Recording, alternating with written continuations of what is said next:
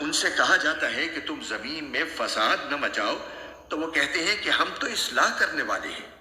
دیکھو یہی لوگ فساد پھیلانے والے ہیں لیکن انہیں اس بات کا احساس نہیں ہے۔ ان سے کہا جاتا ہے کہ تم بھی اسی طرح ایمان لے آؤ جیسے دوسرے لوگ ایمان لائے ہیں تو وہ کہتے ہیں کہ کیا ہم بھی اسی طرح ایمان لائیں جیسے بے وقوف لوگ ایمان لائے ہیں؟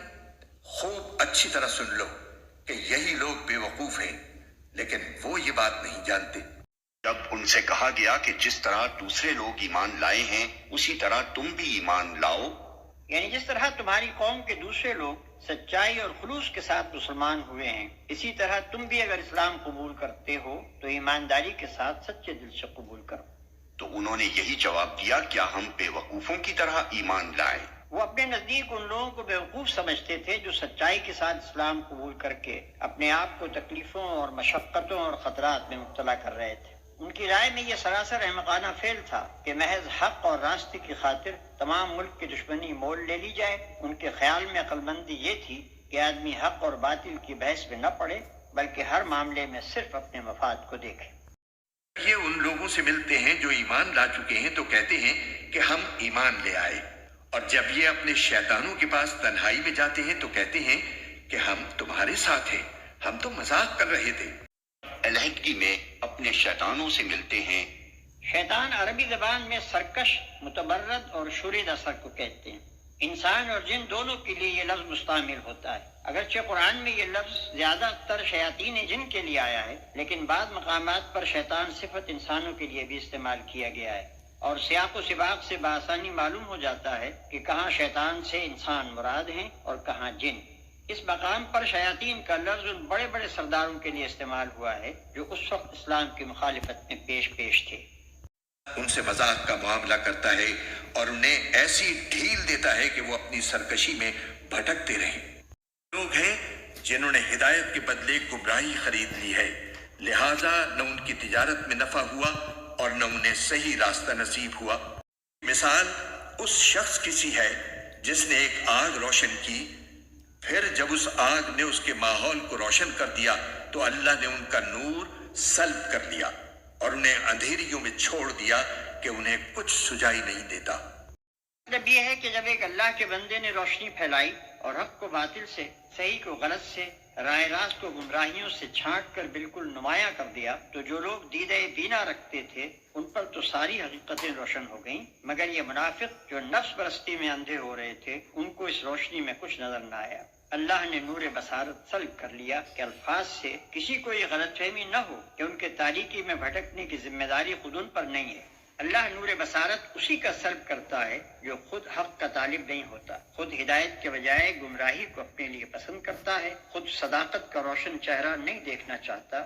جب انہوں نے نور حق سے منہ پھیر کر ظلمت باطل ہی میں بھٹکنا چاہا تو اللہ نے انہیں اسی کی توفیق عطا فرما دی۔ وہ بہرے ہیں، گونگے ہیں، اندھے ہیں، چنانچہ اب وہ واپس نہیں آئیں گے۔ بہرے ہیں، گونگے ہیں، اندھے ہیں۔ حق بات سننے کے لیے بہرے، حق گوئی کے لیے گونگے، حق پینے کے لیے اندھے۔ پھر ان منافقوں کی مثال ایسی ہے جیسے آسمان سے برستی ایک بارش ہو جس میں اندھیریاں بھی ہوں اور گرج بھی اور چمک بھی۔ وہ کڑکوں کی آواز پر موت کے خوف سے اپنی انگلیاں اپنے کانوں میں دے لیتی ہیں، اور اللہ نے کافروں کو گھیرے میں لے رکھا ہے۔ انگلیاں ٹھوس کر وہ اپنے آپ کو کچھ دیر کے لیے اس غلط فہمی میں تو ڈال سکتے ہیں کہ ہلاکت سے بچ جائیں گے، مگر فی الواقع اس طرح وہ بچ نہیں سکتے کیونکہ اللہ اپنی تمام طاقتوں کے ساتھ ان پر محیط ہے۔ کہتا ہے کہ بجلی ان کی آنکھوں کو اچک لے جائے گی۔ جب بھی بجلی ان کے لیے روشنی کر دیتی ہے وہ اس روشنی میں چل پڑتے ہیں، اور جب وہ ان پر اندھیرا کر دیتی ہے تو کھڑے رہ جاتے ہیں۔ اور اگر اللہ چاہتا تو ان کے سننے اور دیکھنے کی طاقتیں چھین لیتا۔ بے شک اللہ ہر چیز پر قدرت رکھتا ہے۔ چمک سے ان کی حالت یہ ہو رہی ہے گویا عنقریب بجلی ان کی بصارت اچک لے جائے گی۔ جب ذرا کچھ روشنی انہیں محسوس ہوتی ہے تو اس میں کچھ دور چل لیتے ہیں، اور جب ان پر اندھیرا چھا جاتا ہے تو کھڑے ہو جاتے ہیں۔ پہلی مثال ان منافقین کی تھی جو دل میں قطعی منکر تھے اور کسی غرض و مصلحت سے مسلمان بن گئے تھے، اور یہ دوسری مثال ان کی ہے جو شک اور تذبذب اور ضعف ایمان میں مبتلا تھے۔ کچھ حق کے قائل بھی تھے مگر ایسی حق پرستی کے قائل نہ تھے کہ اس کی خاطر تکلیفوں اور مصیبتوں کو بھی برداشت کر جائیں۔ اس مثال میں بارش سے مراد اسلام ہے جو انسانیت کے لیے رحمت بن کر آیا۔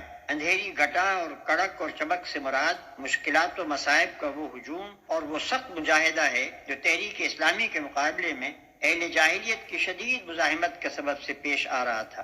مثال کے آخری حصے میں ان منافقین کی اس کیفیت کا نقشہ کھینچا گیا ہے کہ جب معاملہ ذرا سہل ہوتا ہے تو یہ چل پڑتے ہیں، اور جب مشکلات کے دل بادل چھانے لگتے ہیں یا ایسے احکام دیے جاتے ہیں جن سے ان کی خواہشات نفس اور ان کے تعصبات جاہلیت پر ضرب پڑتی ہے تو ٹھٹک کر کھڑے ہو جاتے ہیں۔ اللہ چاہتا تو ان کی سماعت اور بصارت بالکل ہی سلب کر لیتا۔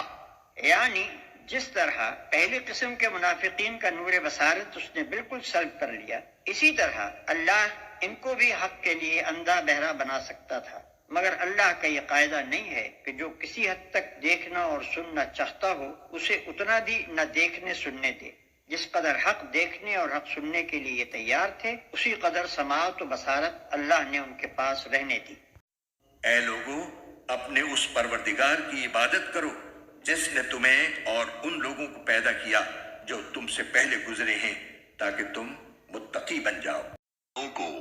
اگرچہ قرآن کی دعوت تمام انسانوں کے لیے عام ہے، مگر اس دعوت سے فائدہ اٹھانا یا نہ اٹھانا لوگوں کی اپنی آمادگی پر اور اس آمادگی کے مطابق اللہ کی توفیق پر منحصر ہے۔ لہذا پہلے انسانوں کے درمیان فرق کر کے واضح کر دیا گیا کہ کس قسم کے لوگ اس کتاب کی رہنمائی سے فائدہ اٹھا سکتے ہیں اور کس قسم کے نہیں اٹھا سکتے۔ اس کے بعد اب تمام نوع انسانی کے سامنے وہ اصل بات پیش کی جاتی ہے جس کی طرف بلانے کے لیے قرآن آیا ہے۔ تمہارے بچنے کی توقع، یعنی دنیا میں غلط بینی اور غلط کاری سے اور آخرت میں خدا کے عذاب سے بچنے کی توقع۔ وہ پروردگار جس نے تمہارے لیے زمین کو بچھونا بنایا اور آسمان کو چھت اور آسمان سے پانی برسایا، پھر اس کے ذریعے تمہارے رزق کے طور پر پھل نکالے، لہٰذا اللہ کے ساتھ شریک نہ ٹھہراؤ جبکہ تم یہ سب باتیں جانتے ہو۔ تم خود بھی اس بات کے قائل ہو اور تمہیں معلوم ہے کہ یہ سارے کام اللہ ہی کے ہیں، تو پھر تمہاری بندگی اسی کے لیے خاص ہونی چاہیے۔ دوسرا کون اس کا حقدار ہو سکتا ہے کہ تم اس کی بندگی بجا لاؤ؟ دوسروں کو اللہ کا مد مقابل ٹھہرانے سے مراد یہ ہے کہ بندگی و عبادت کی مختلف اقسام میں سے کسی قسم کا رویہ خدا کے سوا دوسروں کے ساتھ برتا جائے۔ آگے چل کر خود قرآن ہی سے تفصیل کے ساتھ معلوم ہو جائے گا کہ عبادت کی وہ اقسام کون کون سی ہیں جنہیں صرف اللہ کے لیے مخصوص ہونا چاہیے، اور جن میں دوسروں کو شریک ٹھہرانا وہ شرک ہے جسے روکنے کے لیے قرآن آیا ہے۔ قرآن کے بارے میں ذرا بھی شک میں ہو جو ہم نے اپنے بندے محمد صلی اللہ علیہ وآلہ وسلم پر اتارا ہے تو اس جیسی کوئی ایک صورت ہی بنا لاؤ، اور اگر سچے ہو تو اللہ کے سوا اپنے تمام مددگاروں کو بلا لو۔ کہ میں کئی بار یہ چیلنج دیا جا چکا تھا کہ اگر تم اس قرآن کو انسان کی تصنیف سمجھتے ہو تو اس کے معنی کوئی کلام تصنیف کر کے دکھاؤ۔ اب مدینے پہنچ کر پھر اس کا اعادہ کیا جا رہا ہے۔ پھر بھی اگر تم یہ کام نہ کر سکو، اور یقیناً کبھی نہیں کر سکو گے، تو ڈرو اس آگ سے جس کا ایندھن انسان اور پتھر ہوں گے، وہ کافروں کے لیے تیار کی گئی ہے۔ اس میں یہ لطیف اشارہ ہے کہ وہاں صرف تم ہی دوزخ کا ایندھن نہ بنو گے، بلکہ تمہارے وہ بت بھی وہاں تمہارے ساتھ ہی موجود ہوں گے جنہیں تم نے اپنا معبود و مسجود بنا رکھا ہے۔ اس وقت تمہیں خود ہی معلوم ہو جائے گا کہ خدائی میں یہ کتنا دخل رکھتے تھے۔ اور جو لوگ ایمان لائے ہیں اور انہوں نے نیک عمل کیے ہیں، ان کو خوشخبری دے دو کہ ان کے لیے ایسے باغات تیار ہیں جن کے نیچے نہریں بہتی ہوں گی۔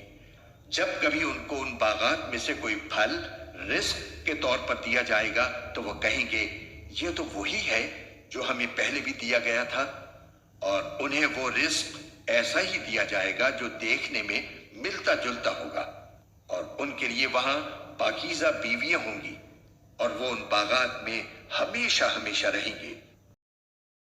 یعنی نرالے اور اجنبی پھل نہ ہوں گے جن سے وہ نامانوس ہوں، شکل میں انہی پھلوں سے ملتے جلتے ہوں گے جن سے وہ دنیا میں آشنا تھے، البتہ لذت میں وہ ان سے بدرجہ زیادہ بڑھے ہوئے ہوں گے۔ دیکھنے میں مثلاً آم اور انار اور سنترے ہی ہوں گے۔ اہل جنت ہر پھل کو دیکھ کر پہچان لیں گے کہ یہ آم ہے اور یہ انار ہے اور یہ سنترا، مگر مزے میں دنیا کے آموں اور اناروں اور سنتروں کو ان سے کوئی نسبت نہ ہوگی۔ ان کے لیے وہاں پاکیزہ بیویاں ہوں گی۔ عربی متن میں ازواج کا لفظ استعمال ہوا ہے جس کے معنی ہے جوڑے، اور یہ لفظ شوہر اور بیوی دونوں کے لیے استعمال ہوتا ہے۔ شوہر کے لیے بیوی زوج ہے اور بیوی کے لیے شوہر زوج، مگر وہاں یہ ازواج پاکیزگی کی صفت کے ساتھ ہوں گے۔ اگر دنیا میں کوئی مرد نیک ہے اور اس کی بیوی نیک نہیں ہے تو آخرت میں ان کا رشتہ کٹ جائے گا اور اس نیک مرد کو کوئی دوسری نیک بیوی دے دی جائے گی۔ اگر یہاں کوئی عورت نیک ہے اور اس کا شوہر بد تو وہاں وہ اس برے شوہر کی صحبت سے خلا، کوئی نیک مرد اس کا شریک زندگی بنا دیا جائے گا۔ اور اگر یہاں کوئی شوہر اور بیوی دونوں نیک ہیں تو وہاں ان کا یہی رشتہ ابدی و سرمدی ہو جائے گا۔ بے شک اللہ اس بات سے نہیں شرماتا کہ وہ کسی بات کو واضح کرنے کے لیے کوئی بھی مثال دے، چاہے وہ مچھر جیسی معمولی چیز کی ہو یا کسی ایسی چیز کی جو مچھر سے بھی زیادہ معمولی ہو۔ اب جو لوگ مومن ہیں وہ خوب جانتے ہیں کہ یہ مثال ایک حق بات ہے جو ان کے پروردگار کی طرف سے آئی ہے۔ البتہ جو لوگ کافر ہیں وہ یہی کہتے ہیں کہ بھلا اس حقیر مثال سے اللہ کا کیا مطلب ہے۔ اس طرح اللہ اس مثال سے بہت سے لوگوں کو گمراہی میں مبتلا کرتا ہے اور بہت سوں کو ہدایت دیتا ہے، مگر وہ گمراہ انہی کو کرتا ہے جو نافرمان ہیں۔ اللہ اس سے ہرگز نہیں شرماتا کہ مچھر یا اس سے بھی حقیر تر کسی چیز کی تمثیلیں دے۔ یہاں ایک اعتراض کا ذکر کیے بغیر اس کا جواب دیا گیا ہے۔ قرآن میں متعدد مقامات پر توضیح مدعا کے لیے مکڑی، مکھی، مچھر وغیرہ کی جو تمثیلیں دی گئی ہیں ان پر مخالفین کو اعتراض تھا کہ یہ کیسا کلام الہی ہے جس میں ایسی حقیر چیزوں کی تمثیلیں ہیں۔ وہ کہتے تھے کہ اگر یہ خدا کا کلام ہوتا تو اس میں یہ فضولیات نہ ہوتی۔ اس طرح اللہ ایک ہی بات سے بہتوں کو گمراہی میں مبتلا کر دیتا ہے اور بہتوں کو راہ راست دکھا دیتا ہے۔ یعنی جو لوگ بات کو سمجھنا نہیں چاہتے، حقیقت کی جستجو ہی نہیں رکھتے، ان کی نگاہیں تو بس ظاہری الفاظ میں اٹک کر رہ جاتی ہیں اور وہ ان چیزوں سے الٹے نتائج نکال کر حق سے اور زیادہ دور چلے جاتے ہیں۔ برعکس اس کے جو خود حقیقت کے طالب ہیں اور صحیح بصیرت رکھتے ہیں ان کو انہی باتوں میں حکمت کے جوہر نظر آتے ہیں اور ان کا دل گواہی دیتا ہے کہ ایسی حکیمانہ باتیں اللہ ہی کی طرف سے ہو سکتی ہیں۔ اور گمراہی میں وہ انہی کو مبتلا کرتا ہے جو فاسق ہیں۔ فاسق، نافرمان، اطاعت کی حد سے نکل جانے والا۔ وہ جو اللہ سے کیے ہوئے عہد کو پختہ کرنے کے بعد بھی توڑ دیتے ہیں اور جن رشتوں کو اللہ نے جوڑنے کا حکم دیا ہے انہیں کاٹ ڈالتے ہیں اور زمین میں فساد مچاتے ہیں، ایسے ہی لوگ بڑا نقصان اٹھانے والے ہیں۔ اللہ کے عہد کو مضبوط باندھ لینے کے بعد توڑ دیتے ہیں۔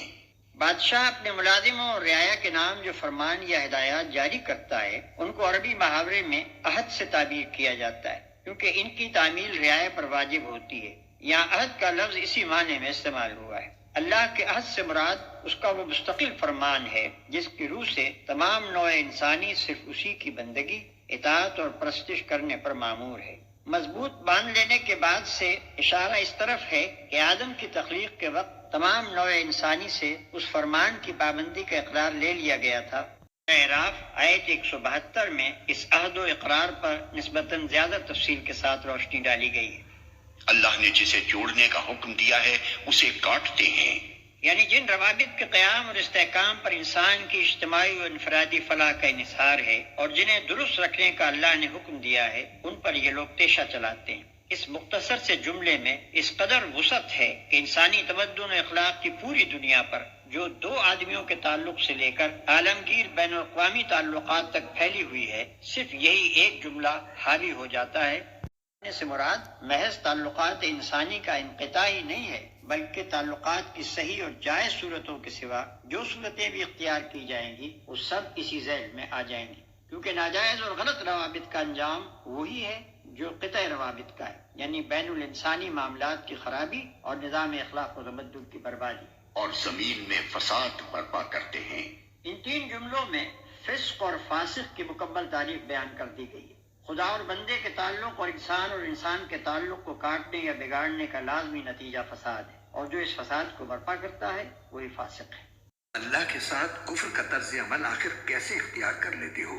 حالانکہ تم بے جان تھے، اسی نے تمہیں زندگی بخشی، پھر وہی تمہیں موت دے گا، پھر وہی تم کو دوبارہ زندہ کرے گا، اور پھر تم اسی کے پاس لوٹ کر جاؤ گے۔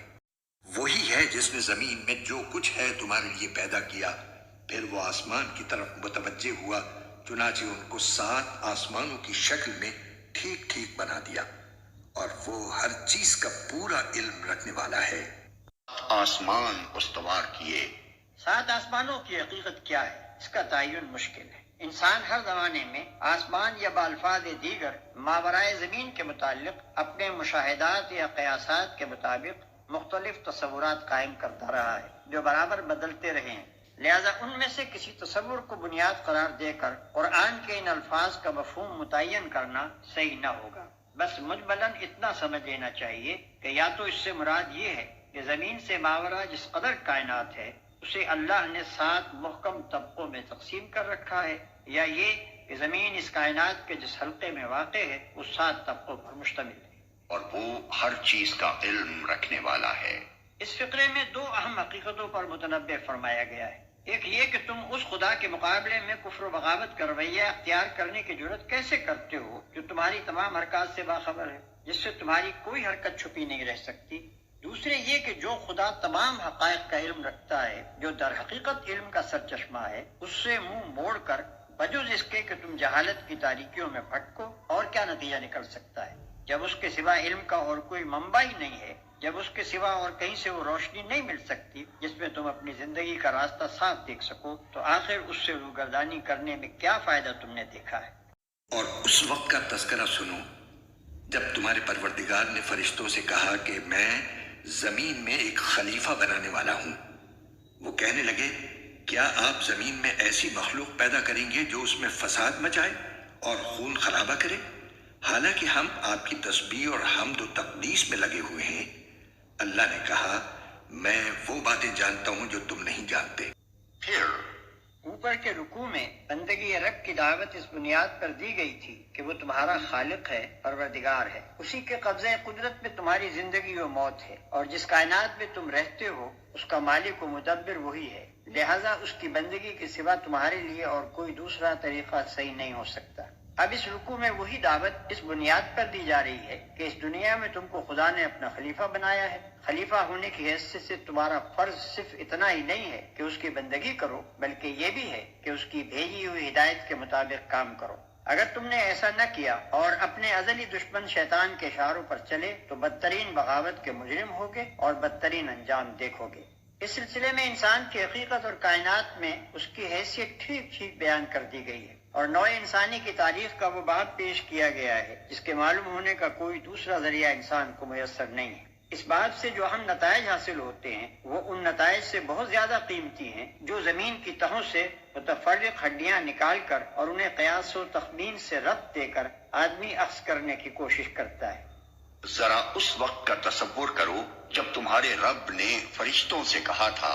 ملک کے اصلی معنی عربی میں پیامبر کے ہیں۔ اسی کا لفظی ترجمہ فرستادہ یا فرشتہ ہے۔ یہ محض مجرد قوتیں نہیں ہیں جو تشخص نہ رکھتی ہوں، بلکہ یہ شخصیت رکھنے والی ہستیاں ہیں جن سے اللہ اپنی اس عظیم الشان سلطنت کی تدبیر و انتظام میں کام لیتا ہے۔ یوں سمجھنا چاہیے کہ یہ سلطنت الہی کے اہلکار ہیں جو اللہ کے احکام کو نافذ کرتے ہیں۔